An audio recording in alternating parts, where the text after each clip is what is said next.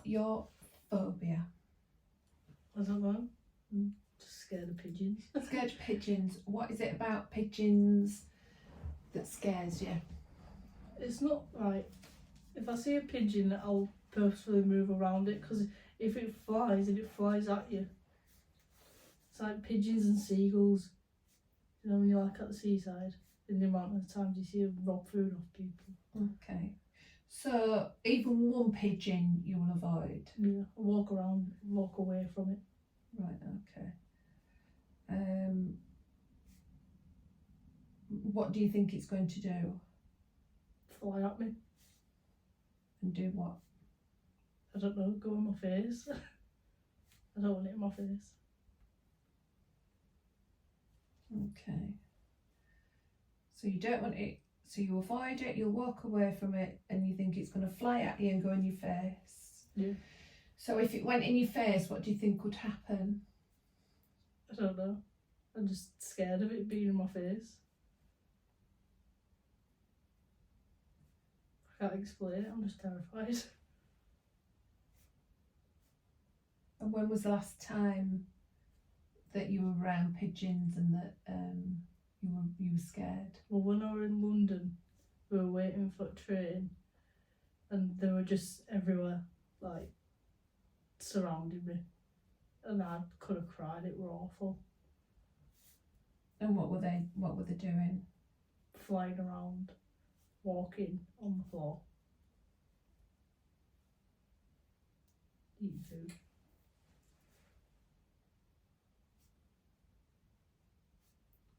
So you felt like you could have cried.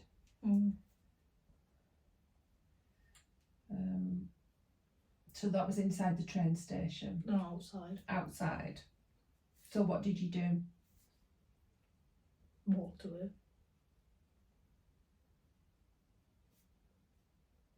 Okay. So if a pigeon went in your face, what do you think would happen? I don't know, they've got sharp claws, might scratch my face, I don't know.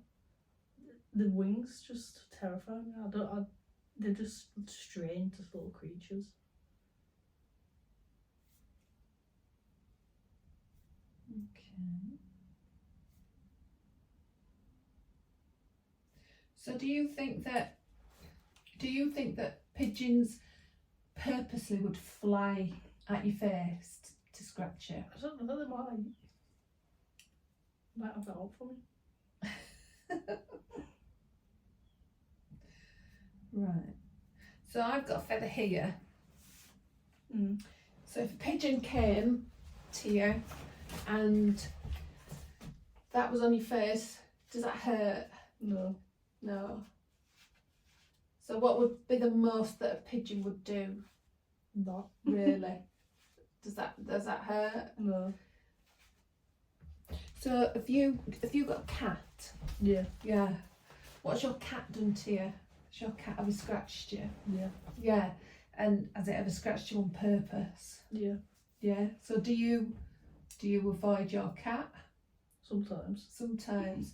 Are you afraid of your cat? Would it to the point where you'd avoid going in the house to avoid it? Not going in the house, but sometimes it'll hide up like on stairs and jump out at my feet. Then if I see it on stairs, I won't go downstairs. Right. So how come you've managed to live with a cat who would intentionally attack you, but not a pigeon who they don't have that mindset to purposely attack anyone? Because they're in the wild. So it's because the pigeon is wild? Yeah, in the day. Right, okay. So I'm just going to tell you some facts about pigeons. So, have you been hypnotised before? No. So if I were to ask you what hypnosis was, what would you say it was? Being put under a trance. Okay. So all hypnosis is pure focus, pure imagination. A bit like you were in the cinema and you were so engrossed in the film and you lose all your peripheral vision, you're completely focused on the film, somebody dies in the film and you get upset and start crying because you're so engrossed in that experience. And when you get used to driving again, you can sometimes, if you're driving to the same place every day, you can be so focused on your driving, you can get to your destination and forget the roads that you've driven down. Yeah. And you think, gosh, how did I get here? So I'm going to explain a bit how your brain works. So we've got two sides to the brain. You've got your left side, your right side. Your left side is that logical side, that ABC, 1, 2, 3. That right side is that emotional brain.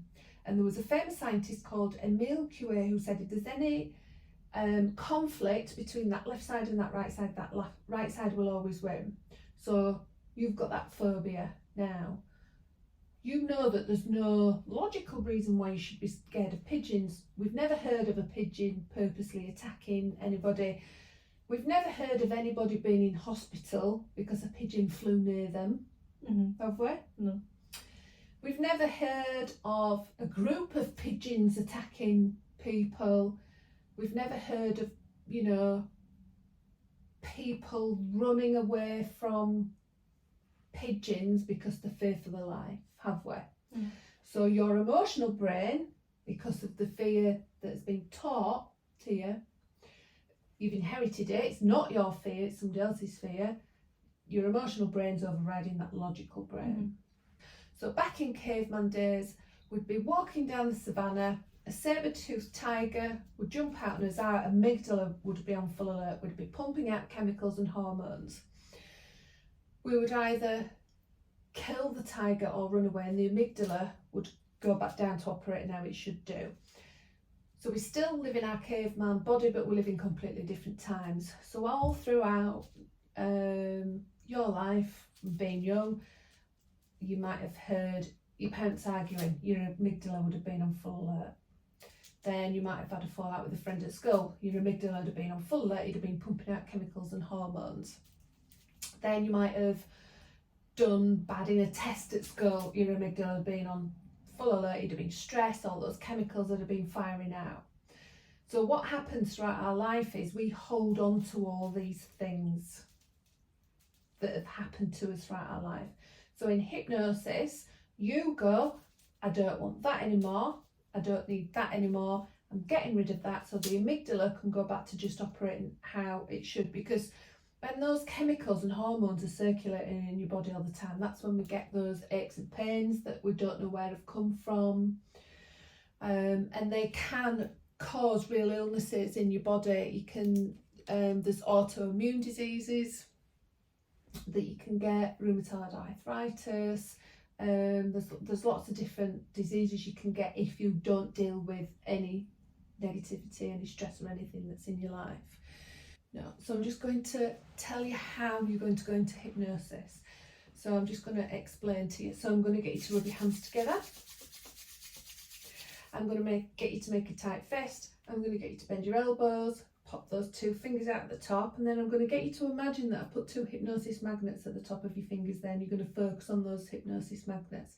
You're going to watch those hypnosis magnets pull your fingers together, then you're going to feel that hypnosis travelling all the way down your arms, up the back of your head, trickling into your forehead, making your eyelids flutter, and then that hypnosis will just get stronger and stronger. And just allow yourself now just to drift and drain away and drain and drift away. Just allow yourself just to go into an amazing place, a sacred place where you can make some lifestyle changes today. And just feel that hypnosis, your hypnosis now. Just feel that hypnosis, your hypnosis now, from the top of your head to the tips of your toes, into all those 30 trillion cells in your body, your hypnosis now. With every breath in that you take now, you're breathing in that hypnosis, your hypnosis. With every breath in now, you're breathing in that hypnosis, your hypnosis. Just allow yourself now just to drift and drain away. And I just want you to go to a mystical place, a magical place. A mystical place, a magical place where you can make those changes that you need to make. And just allow anything to come to the surface that needs to come to the surface to be released. Bit by bit and piece by piece.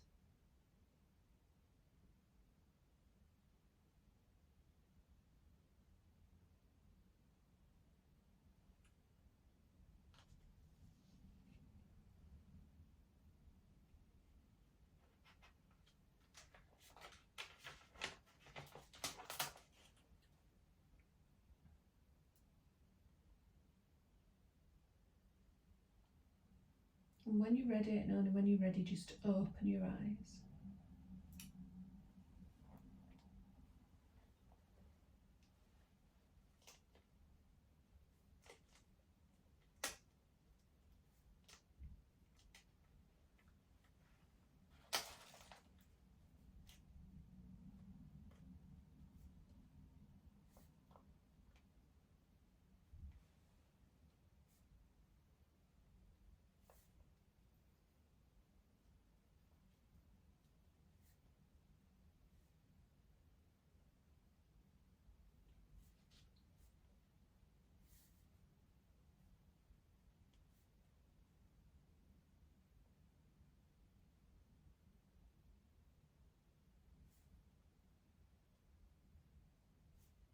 Anything come up that you weren't expecting? Do you manage to get rid of that fear around that? So you can't feel anything left, any negativity, any of that fear. And just search your body, scan your body for any pressure or tension that's been building up, any pressure or tension that's been built up in your body now. So that fear that doesn't serve any purpose. So there's no need to keep it. There's no need to keep hold of it.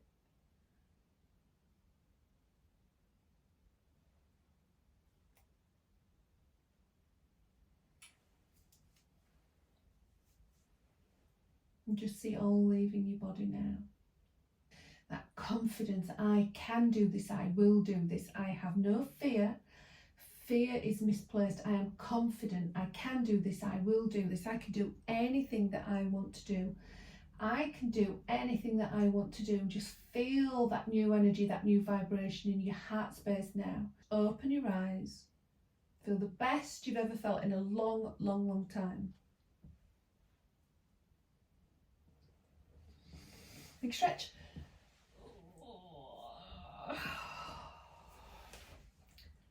So if a pigeon came near you now, what would you think? They've saved people's lives. What else have pigeons done? Served in the war. And they're intelligent. And are they dirty? No, they're quite clean. They have baths. And do they purposely want to harm you? No. Have they purposely harmed anyone? No. Has anyone ever been attacked by a pigeon? No. Has anyone ever been injured by a pigeon? No. Is it your fear in the first place? No. Do you need to keep this fear? No. Are you going to keep this fear? No. So does that feel different? Yeah. Yeah. So next time you come into contact with pigeons, what are you going to do? Not avoid it. Just walk next to it. And what will happen? Nothing. The same as if I avoided it. So then you can just live your life